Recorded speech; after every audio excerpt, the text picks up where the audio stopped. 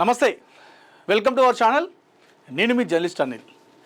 Assembly ప్రజల చేత ఎన్నుకోబడ్డటువంటి ప్రజాప్రతినిధులకు ఇదొక దేవాలయం లాంటిది. ఎందుకంటే ఎవరైతే ప్రజలు తమను నమ్మి ఓటు వేసి గెలిపించారో ఆ ప్రజల కోసం, ఆ ప్రజలకు ఎలాంటి నష్టం జరగకుండా తన ప్రాంతానికి న్యాయం చేసే దిశగా తన ప్రాంతాలను అభివృద్ధి చేసుకున్నటువంటి విషయంలో ఆ ప్రజాప్రతినిధి దేవాలయం లాంటి ఉన్నటువంటి ఈ అసెంబ్లీలో ఆ విషయాలను ఇందులో చర్చకు తీసి ఆ సమస్యకి, ఆ ప్రజల సమస్యకి ఎవరైతే తనను ఎన్నుకుంటారో ఆ ప్రజల సమస్యని పరిష్కారం చేసేటువంటి విషయంలో మనకు ఈ అసెంబ్లీ అనేది ఉపయోగపడుతుంది. అంటే ప్రజల చేత ఎన్నుకోబడ్డటువంటి ప్రజాప్రతినిధులకు ఇది ఒక దేవాలయం. వీళ్ళు ఎమ్మెల్యేలు కావచ్చు, అదేవిధంగా మంత్రులు కావచ్చు, ముఖ్యమంత్రి కావచ్చు, ప్రతిపక్షంలో ఉన్నటువంటి ఎమ్మెల్యేలు కావచ్చు, అధికారంలో ఉన్నటువంటి ఎమ్మెల్యేలు కావచ్చు, ఎవరైనా సరే వాళ్ళు ఒక పూజారిలాగా వ్యవహరిస్తారు. అక్కడ స్పీకర్ ఒక భగవంతులాగా అక్కడ పైన కూర్చుంటాడు. మన సమస్యలను పూజారులు అంటే వీళ్ళు ఎమ్మెల్యేలు తీసుకెళ్ళి అక్కడ ఆ కుర్చీలో కూర్చున్నటువంటి మనం దేవునికి అయితే పూజారులు ఎలా పూజ చేస్తారో, ఎలా అయితే మన పైన అర్చన చేసి ఆ దేవుని దగ్గర చేస్తారో, ఇక్కడ కూడా మన సమస్యలని వీళ్ళు పూజారులాగా వ్యవహరిస్తూ ఎవరు ఎమ్మెల్యేలు స్పీకర్ దగ్గర విన్నవిస్తారు. ఇది జరుగుతుంది. ఇదే మామూలుగా జరగాల్సింది. ఇదే ఎక్కడైనా సరే దేశంలో ఉన్నటువంటి అసెంబ్లీలో ఎక్కడైనా ఇదే జరగాలి.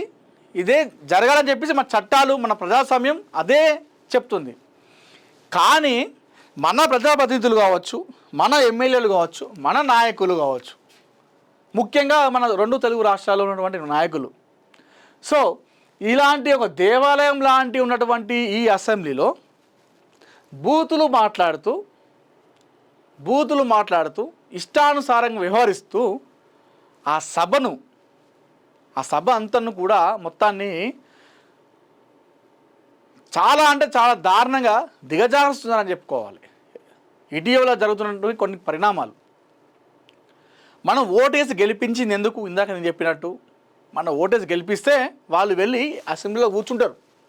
అసెంబ్లీలో పలానా ఎమ్మెల్యే పలానా ఊరు అని చెప్పేసి అక్కడ రాసి ఆడ ఒక కుర్చీ పెడతారు. ఎందుకంటే మనం ఓటేసి గెలిపిస్తేనే, వాళ్ళు ఎక్కడో మీద ఊడిపడరు, మనం గెలిపిస్తేనే. కానీ తీరా వాడు గెలిచి లోపల వెళ్ళిన తర్వాత కూర్చుంటే వాడు ప్రజా సమస్యలు ఇడిచిపెడతాడు, మన ప్రాంతాన్ని ఇడిచిపెడతాడు. వాడు అక్కడ లోపల మంచిగా ఏడ్చేలా కూర్చొని వాడు చేసే పని ఏంటంటే వాళ్ళ మీద వీని మీద వాడు ఇష్టానుసారంగా మాట్లాడుకుంటూ ప్రజా సమస్యలను గాలికి వదిలేస్తున్నారు ప్రజాప్రతినిధులు అందరూ కూడా. అదే జరుగుతుంది. ఈ 2-3 రోజుల నుండి చూస్తే ఇంకా మరీ దారుణంగా అయిపోయింది మన తెలంగాణ అసెంబ్లీలో. మరీ దారుణంగా అయిపోయింది. ఇక ఏపీ అసెంబ్లీ అంటే అక్కడ ప్రతిపక్షాలు రావట్లేదు. ఎందుకంటే అక్కడ జగన్కు ప్రతిపక్ష హోదా ఇవ్వలేదు కాబట్టి, వాళ్ళు ఏపీ అసెంబ్లీకి రావట్లేదు కాబట్టి అక్కడ ఎలాంటి గొడవ లేదు. ఓన్లీ కూటమి ప్రభుత్వమే ఉన్న నాయకులు అసెంబ్లీకి పోతున్నారు, వాళ్ళే డిస్కషన్ చేసుకుని బయటకు వచ్చేస్తారు కాబట్టి అక్కడ ఎలాంటి గొడవలు లేవు. ఇక మన దగ్గర అధికార పార్టీ, ప్రధాన ప్రతిపక్షం బీఆర్ఎస్, అదేవిధంగా ఇంకొక ప్రతిపక్షం బీజేపీ, వీళ్ళందరూ ఉన్నారు కాబట్టి ఈ గొడవ అనేది కొంచెం ఎక్కువ అవుతుంది. కానీ గొడవ ఎందుకు అవుతుంది? గొడవ ఎందుకు కావాలి మామూలుగా అసెంబ్లీలో? అరే నా ఏరియా నన్ను ఓటేసి ప్రజలు గెలిపించారు, నేను అక్కడ చేయలేదు, నాకు అది కావాలని చెప్పేసి ఈ విషయాలు గొడవలు అవుతలేదు. వ్యక్తిగతమైనటువంటి గొడవలు తప్ప అసెంబ్లీలో ప్రజా సమస్యల గురించి అయితే ఒక్క ఎమ్మెల్యే కూడా గొడవ పడట్లేదు. మొన్న కోమటిరెడ్డి రాజగోపాల్ రెడ్డి ధైర్యం చేసిండు. నాకు మస్తు అనిపించింది నిజంగా. రాజగోపాల్ రెడ్డికి నిజంగా ఆయనకు సెల్యూట్ చేయాలి. ఆయన అధికార పార్టీలో ఉండి కూడా ఆయన మాట్లాడుతూ నా మునుగోడు ప్రజలకు అన్యాయం జరుగుతుంది, నేను ఇది ప్రశ్నించకపోతే, ఇది అడగకపోతే, ఎందుకంటే అధికారంలో ఉన్న నేను అధికారంలో ఉండి కూడా మిమ్మల్ని అడగకపోతే నా మునుగోడు ప్రజల్ని అన్యాయం చేసినట్టయితా. మొత్తం ముఖ్యమంత్రి ఉన్నటువంటి కొడంగల్గా పోతున్నాయి. ఖమ్మంలో 3 మంత్రులు ఉన్నారు, ఆ 3 మంత్రులకే మొత్తం నిధులు పోతున్నాయి. మరి మాకు ఓటేసి గెలిపించిన వాళ్ళు మనుషులు కాదా? మాది కాన్స్టిట్యున్సీ కాదా? మాకు నిధులు రావద్దా అని చెప్పేసి డైరెక్ట్ బాజాప్తా అధికార పక్షంలో ఉన్నటువంటి ఎమ్మెల్యేనే ఆ అధికారాన్ని ఉన్నటువంటి నాయకులు ఎదిరించిండు. అట్లా ఉండాలి కదా నాయకుడు అంటే. సరే ఆయన ఏం చేసిండో మనకు అంత అవసరం లేదు. మన అసెంబ్లీ పోయేది ఎందుకు? నాయకుడు ప్రజా సమస్యలను లేవనెత్తాలి, ఆ సమస్యల పరిష్కారానికి కృషి చేయాలి. అందుకే కదా అసెంబ్లీకి పంపించేది. కానీ ఇక్కడ చూసుకుంటే వాని వ్యక్తిగత విషయాలను వీడు తీస్తాడు, వీని వ్యక్తిగత విషయాలు వాడు తీస్తాడు. ఈ మధ్య గొడవలు తప్పితే ప్రజల గురించి మాట్లాడేటోడైతే ఎవ్వరు కూడా లేరు అసెంబ్లీలో. ప్రస్తుతం ఉన్నటువంటి అసెంబ్లీలో ఏమున్న అధికార పార్టీ ఏమో గత 10 ఏళ్ళు ఉన్నటువంటి అధికార పక్షం మీద, గత 10 ఏళ్ళు అధికారంలో ఉన్నటువంటి బీఆర్ఎస్ పార్టీ మీద వీళ్ళు మాట్లాడతారు. వీళ్ళేమో ఈ 2.5 సంవత్సరాల్లో కాంగ్రెస్ పార్టీ ఏం చేయలేదు, ప్రజల్ని గాలికి వదిలేసారని చెప్పేసి, అంటే వీళ్ళు నెక్స్ట్ సారికి ఇలా పార్టీ అధికారంలోకి రావడానికి వీళ్ళు ప్రయత్నం చేస్తారు. ఇది తప్పితే నిజంగా ఎవరైనా ప్రజల కోసం పోరాడుతున్నారా? ప్రజల కోసం తన గలాన్ని వినిపిస్తున్నారంటే శూన్యం, నిజంగా శూన్యం. ఇక నినాక మొన్న హుజురాబాద్ ఎమ్మెల్యే పాడి కౌశిక్ రెడ్డి బయట, సరే ఎమ్మెల్యే ఉన్నప్పుడు మనం హుందాగా ఉండాలి, బయట అయినా లోపలైనా సరే, బయట ఏమన్నా చేసుకోని అండి.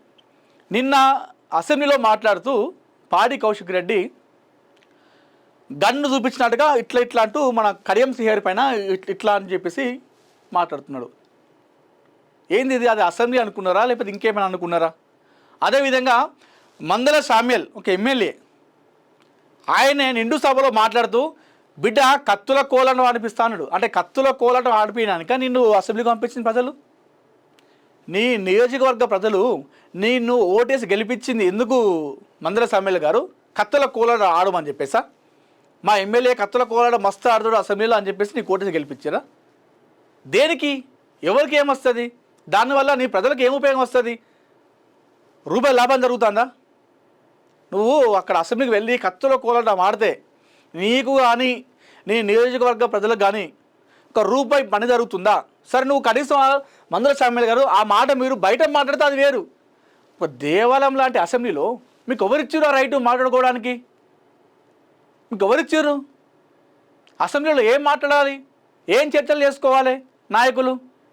ఇదా మిమ్మల్ని ఓటేసి పంపిస్తే చేసేది ఇదా మీరు?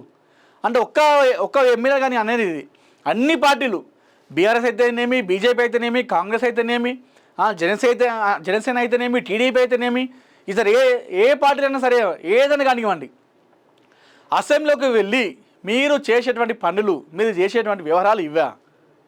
కత్తుల కోవడం ఆడడానికి, లేదంటే హుజురాబాద్ ఎమ్మెల్యే పాడి కౌశిక్ రెడ్డి చేయబట్టి నీ సంగతి చూస్తానంటే ఇట్లా గన్తోని ఇట్లా అన్నాడు, ఇట్లా అంటున్నాడు. దీనికేనా కౌశిక్ రెడ్డి గారు హుజురాబాద్లో మిమ్మల్ని ప్రజలు ఓటేసి గెలిపించింది? దీనికేనా? ఇది నేను కేవలం ఒక ఇద్దరిని మాత్రం నేను అనట్లేదు, ఇద్దరు మందల సామ్యల్ అదేవిధంగా కౌశిక్ రెడ్డిని మాత్రం అనట్లేదు. ఈ మధ్య కాలంలో జరిగేటువంటి పరిణామాలు చూస్తే ఓవరాల్ అందరూ అట్లే ఉన్నారు. ముఖ్యమంత్రితో సహా, ప్రతిపక్షాల్లో ఉన్నటువంటి నాయకులతో సహా అందరూ అలానే ఉన్నారు. ఒకే విధంగా వాళ్ళు ప్రవర్తిస్తున్నారు. ప్రజా సమస్యలు గాలికి వదిలేసుకొని ప్రజల గురించి మాట్లాడాల్సినటువంటి అసెంబ్లీలో వాళ్ళు వ్యక్తిగత విషయాలు తీసుకుంటూ ఒకరిపైన ఒకరు దుమ్మెత్తు పోసుకుంటూ ఆ సమయాన్ని అంతా వృధా చేస్తున్నారు. సో జనాలు మారాలి ఫస్ట్. మనం నాయకులు అంటే ఏం లాభం? జనాలు కదా మారాల్సింది. మనం ఎవరికి ఓటేస్తున్నాం, ఎలాంటి వ్యక్తిని మనం గెలిపించుకుంటున్నాం, మనం గెలిపించుకున్నందుకు కనీసం మన గురించి, మన ప్రాంతం గురించి అసెంబ్లీలో ఒక్క రోజైనా మాట్లాడుతున్నాడా? మన సమస్యలని అక్కడ స్పీకర్ గారికో లేదంటే ప్రభుత్వంలో ఉన్నటువంటి నాయకులకు చేరవేస్తున్నాడా అని ఆలోచించి కదా మనం ఓటేయాల్సింది. ఇష్టానుసారంగా మనం కులం చూస్తాం, మతం చూస్తాం, అరే నా కుల పోడా, నా మత పోడా, నా గల్లోడా, నా వాడోడా అని చూస్తే వాళ్ళు లోపలివే చేసే పనులు ఏమో ఒకడేమో గన్ను పెట్టి చూపిస్తాడు, ఇంకోటేమో కత్తుల కోలాట మాడతా అని చెప్పేసి అక్కడ మన పోతురాజు వేసినట్టు చేస్తూ ఉన్నారు అసెంబ్లీలో. నిండు అసెంబ్లీని మొత్తం వీళ్ళు అబాసుపాలు చేస్తున్నారు ఈ నాయకులంతా కూడా. సో నాయకులారా, మిమ్మల్ని ప్రజలందరూ కూడా తమకు ఏదో చేస్తారని, తమ ప్రాంతాన్ని ఏదో అభివృద్ధి చేస్తారని చెప్పేసి వాళ్ళు కలిసికట్టుగా నిల్చొని మీకు మిమ్మల్ని ఓటేసి గెలిపిస్తే 5 సంవత్సరాల్లో ఏదైతే మీకు 5 సంవత్సరాల గడువు ఉంటుందో ఈ 5 సంవత్సరాల గడువులో కనీసం 5 సార్లు అసెంబ్లీలో మీ ప్రాంతం గురించి మాట్లాడినా చాలు. మీ ప్రాంతం గురించి మాట్లాడిన చాలు. కానీ అక్కడ జరిగేది అది కాదు. సో ముఖ్యమంత్రి అనుడితోనే మిగతా ఎమ్మెల్యేలు అందరు లేస్తారు. లేచి మా ముఖ్యమంత్రిని అంటావా నువ్వు చేసిందని చెప్పేసి ఆయన అంటాడు. ఆ ప్రతిపక్షంలో లేస్తారు, మీ ప్రభుత్వం 2 సంవత్సరాలు అవుతుంది, మీరు అది ఇది అని చెప్పేసి మీరు అట్లా చేసారు ఇట్లా చేసారు ఆ దందా ఈ దందా చేసారు అని వీళ్ళు చెప్తారు. ప్రజల గురించి ఎవరైనా మాట్లాడుతున్నారంటే ఎవరు మాట్లాడలేదు. వాళ్ళ వ్యక్తిగత వాళ్ళ హైప్ క్రియేట్ చేసుకోవడానికి తమ పార్టీ ఎదుగుదల కోసం చూస్తున్నారు తప్పితే తమకు ఓటేసిన ప్రజల గురించి మాత్రం ఎవ్వరు కూడా ఆలోచించట్లేదు. దయచేసి నాయకుల పద్ధతి మారాలి. ఒక దేవాలయం లాంటి సభలో అసెంబ్లీలో మీరు కేవలం ప్రజా సమస్యల గురించి మాత్రమే మాట్లాడుకోవాలి. అలాంటి వారికే జనాలు కూడా ఓటు వేయాలని చెప్పేసి మనస్ఫూర్తిగా కోరుకుంటూ మీ జర్నలిస్ట్ అనిల్.